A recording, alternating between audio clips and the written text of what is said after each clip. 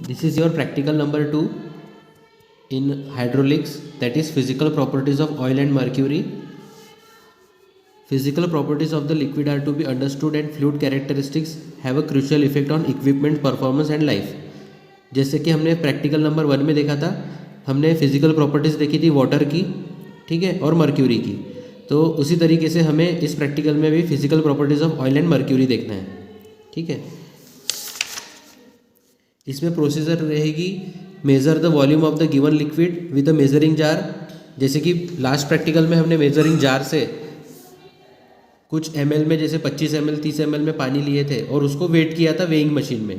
तो same second step रहेगी, measure the weight of the given liquid using digital weighing balance. फिर उसका हमें क्या निकालना है, specific mass, specific weight, specific gravity. ये 3 चीज़ें हमें इसके इन्फॉर्मेशन से निकालनी है, ठीक है। फिर रहेगा precautions to be followed, measure the volume and weight accurately, हमें अच्छी तरह से एक्यूरेटली मेजर करना है। और handle mercury with care. Mercury एक बहुत हार्मफुल एजेंट है, तो उसे हमें हैंडली केयर करना है, ठीक है। तो जैसे हमें पहले से ही पता है कि स्पेसिफिक मास, ठीक है, जिसे मास डेंसिटी भी कहते हैं, ठीक है, इसका यूनिट रहेगा केजी पर मीटर क्यूब और इसका सिंबल रहेगा रो, ठीक है। और वाटर के लिए कितना रहेगा, 1000 केजी पर मीटर क्यूब स्पेसिफिक मास, ठीक है। इसका फॉर्मूला होगा मास अपॉन वॉल्यूम, ओके।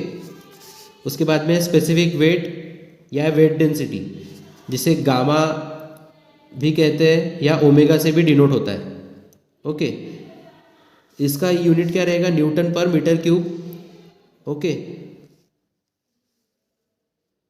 उसके बाद में इसका फॉर्मूला रहेगा वेट अपॉन वॉल्यूम, और वेट को हम मास इंटू ग्रेविटी भी बोल सकते हैं, इसलिए mass into gravity upon volume. पर अपने को पता है कि मास अपॉन वॉल्यूम क्या होता है, रो, ठीक है, that is specific mass. Specific mass होता है रो, तो हम मास अपॉन वॉल्यूम को रो भी लिख सकते हैं, और इसका स्पेसिफिक वेट का दूसरा फॉर्मूला बन जाएगा रो इंटू जी, और जी रहेगा एक्सेलरेशन ड्यू टू ग्रेविटी,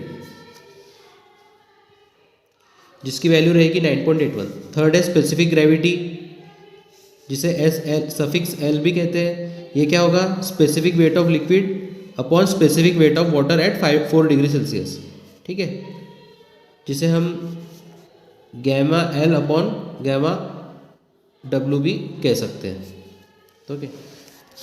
अभी हम देखते हैं कि इसमें हमें क्या लगेगा, रिसोर्सेज। जैसे इसमें मेजरिंग करने के लिए ट्यूब लगेगा, डिजिटल वेइंग बैलेंस लगेगा, ओके।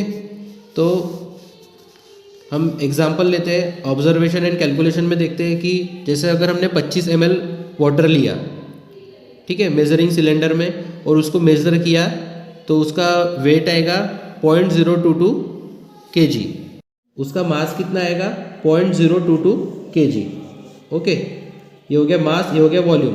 अभी हमको क्या कह रहा है कि स्पेसिफिक मास निकालिए। स्पेसिफिक मास रो का फॉर्मूला है मास अपॉन वॉल्यूम, ठीक है। हम वैल्यू पुट कर देंगे, तो हमारे पास है 0.022, ये हो गया मास, और वॉल्यूम है हमारे पास में 25, जो कि हमारे पास ml में है, और हमारा जो स्पेसिफिक मास का यूनिट है वो है केजी पर मीटर क्यूब। तो हम ml को कन्वर्ट कर देंगे मीटर क्यूब में, तो इंटू 10⁻⁶, ठीक है। और ये कैलकुलेशन करने के बाद आपका आएगा 880 केजी पर मीटर क्यूब। ये हमें मिल गया specific mass, that is rho, okay. अब हम स्पेसिफिक वेट देखेंगे।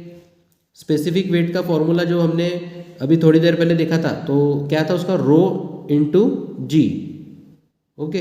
रो की वैल्यू हमको पता है 880, और ग्रेविटी की वैल्यू हमें पता है 9.81, तो हमको आंसर मिल जाएगा 8632.8 newton per metre cube. Newton per metre cube specific weight का यूनिट है।